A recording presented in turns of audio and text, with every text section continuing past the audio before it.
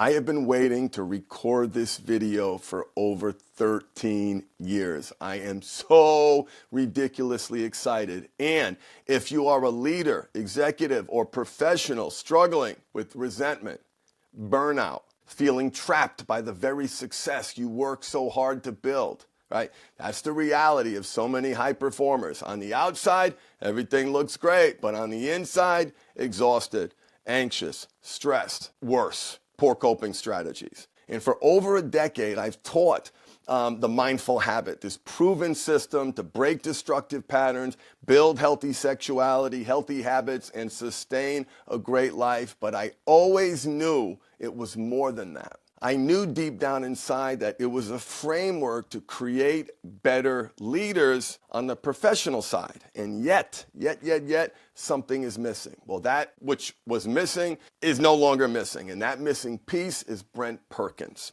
He's an author of the amazing book Paper Cuts, a coach and creator of the State of Self map. That's going to be really important. And his leadership model takes the work that I've been doing for years, or if you've been with the mindful habit, we've been doing for years, and elevates it to an entirely new level.